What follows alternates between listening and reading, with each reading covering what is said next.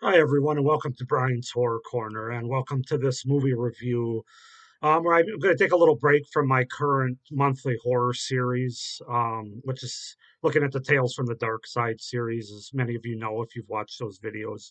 I'm gonna go ahead and review a horror movie that I just recently saw at the theater, and that movie is X, directed by Ty West. So yeah, this movie just recently came out, and I thought I would do a no spoiler review on it. I just got back from seeing it a few hours ago, so I thought I'd give my fresh thoughts and opinions about it, and whether I recommend it or not. So yeah, we're gonna go ahead and review X, which is playing at theaters now everywhere. So let's just start with the setup, the premise, and the cast as normal, and then I'll get into my thoughts and review. Like I said, it'll be spoiler free. So X is a 2022 American slasher film written, directed, produced, and edited by Ty West. Wow, he was a busy boy with this movie. The plot follows a cast and crew who gather to make a pornographic film on an old couple's rural Texas property, but get caught and find their lives at risk. So interesting premise. So in 1979 Texas, aspiring pornographic film actress Maxine Minks embarks on a road trip with her producer boyfriend Wayne, fellow actors Bobby Lynn and Jackson Hole, director RJ and RJ's girlfriend Lorraine to shoot an adult movie for the booming home video market. Bobby Lynn and Jackson strike up a romance while Lorraine is unimpressed with the film's content and RJ's attempts to make it seem like a serious piece of cinema. The group arrive at the farm of Howard and Pearl, an elderly couple whose guest house the group intends to shoot the film in. Howard is temperamental towards the group, brandishing his shotgun while Pearl silently stalks Maxine. As filming commences without Howard's knowledge, Maxine is invited inside the couple's home by Pearl, where they have an awkward conversation. Pearl laments her age, expresses jealousy for Maxine's youth, and makes sexual advances towards her. Pearl later watches Maxine have sex with Jackson and is aroused by this. She pressures Howard to sleep with her, but he refuses, claiming his heart is too weak. So yeah, that's basically the setup and the premise of the movie. I don't want to go in too much further than that, otherwise it'll start giving things away.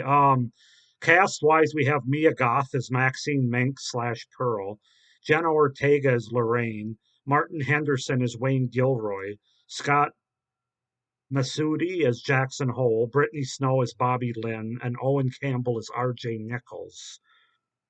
So yeah, that's X from 2022, obviously playing at theaters now.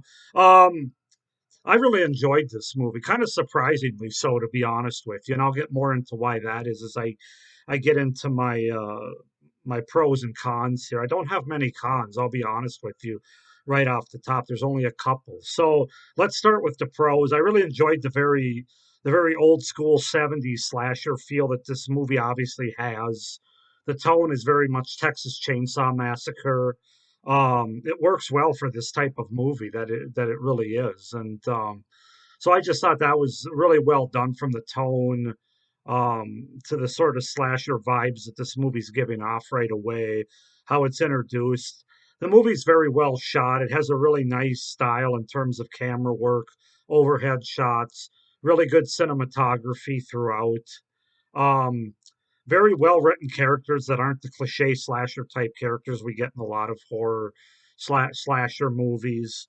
Um, they actually make some kind of smart and understandable decisions, frankly, which again, that's a very foreign concept to a lot of slasher films, especially ones of today. So yeah, just very good characters, well written, well developed. The entire cast does a great job in the movie. The two standouts to me are Mia Goth and Jenna Ortega, but really all of them do well. Martin Henderson, Brittany Snow, Owen Campbell, Scott Masudi. Everybody's really into this movie. They give it their all. But Mia Goth and Jenna Ortega really steal the show for me. I'm quickly becoming a big Jenna Ortega fan, especially in horror movies. I think that she might be the next scream queen if she decides to stick to horror. Although I have no doubt that she'd be a great actress in any genre that she does, but she has a great scream, so I think that the horror genre really fits her well. So yeah, those two were the standouts for me. But like I said, everybody was great in this movie.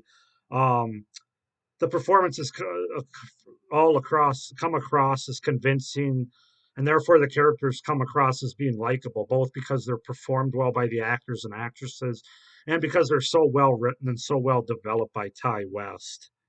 Um, the movie has really good creepy atmosphere. Now, most of that doesn't take place until later in the movie, which is something I'll get into later. But overall, I just think that the atmosphere and the location, um, the backdrop of this movie is very effective. Like I said, very much in that Texas Chainsaw Massacre vibe. The last 45 minutes of the movie in particular taking place at night with this sort of creepy atmosphere and setting, between the images, the camera work, the music, it all just sort of works. I can't really explain it, but Ty West just does an amazing job wrapping all this together and making it work as a very effective slasher in the last 40 to 50 minutes of the movie. um, Now, I will say the movie, and this is the part that caught me off guard, and I'm sure it probably has other people too. The movie actually has some deep themes involved in it. It's not just when you read the theme of it, you think it's just going to be these porno actors running around and being killed in a slasher film, but there's actually so much more to this movie than that, and that's the part that really surprised me. There's a lot of themes in this movie in terms of aging and not being what you were, what you want to be, religious themes, owning who you are, um, and owning your decisions in life.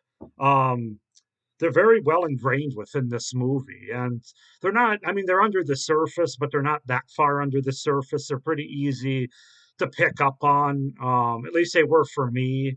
I'm sure maybe some people a second watch they'll be able to pick up on all of them. But yeah, the themes were very interwoven in the movie just underneath the surface, I would say, and that really surprised me. It was a pleasant surprise in the movie, in my opinion. I also really liked the motivations of the killer. I thought they were very unique and different than what we've ever seen before in a slasher movie, where typically it's revenge, or it's just because I want to, or just sort of meta themes. But I just thought the motivations of the killer were very interesting and unique in this movie. And it also really ties into a lot of the themes of the movie, particularly in the first half of the movie, when you might question, why are we going so deep into this area of the movie? There's a reason for everything in this movie, I guess is what I'm trying to say. It works really well, very clever. And finally, you have to get into Ty West himself. This is a wonderfully directed movie, from the casting choices to the camera work to the story concept and the motivations, character developments, and the overall horror itself in the second half of the movie. He just makes it all intertwine where it works. That when you leave this movie, even though going into it you think it's going to be kind of a sleazy, trashy movie, and that's going to kind of make you feel left, kind of leave you feeling uncomfortable. And certainly there are scenes in the movie, but I don't know, he does it in such a way where I didn't feel uncomfortable watching it. And I think it's because nothing is overly gratuitous. Everything has a purpose, everything has a meaning in this movie, and he's brilliant as a director in the way he ties it all together and really makes the viewer feel that. Not feel like they need a shower necessarily when they leave the movie, but feel very entertained and very, like they really got something out of it. There is quite a bit of blood and gore as well, so for the gore hounds, I think they'll enjoy it. I mean, it's not the goriest movie I've ever seen or anything like that, but it's not over the top, I don't think, anyway. But it is very effective for this kind of movie, this sort of 70s theme horror movie. So yeah, just a whole handful of pros there. I probably could have even listed more, quite frankly. But I was just very impressed by the cast and the directing more than anything, as well as the visual style of the movie. As far as the few cons that I have, this is more for maybe other people than it is for me. They weren't so much cons for me, but it is a slow burn kind of movie. you don't really get any horror for the first almost hour of the movie. I would say the first 45 or 50 minutes of the movie. It's all about character development, story setup, a lot of sex and nudity. But again, that all there's a reason for the season. That's all I'll say. It isn't just there to be there. So, um, but on that point, for some people, it might be too much sex and nudity. Um, but all I'll say is, like I said before, it's not just there to be there. It's not completely gratuitous. You could argue there's some scenes that go on longer than they should, and maybe there's some gratuity there. But overall, it's definitely not one of the more gratuitous sex and nudity horror movies that I've ever seen. It actually has a purpose within the plot and the themes of this movie, and I think it serves them. I think it serves that purpose a lot better than it doesn't.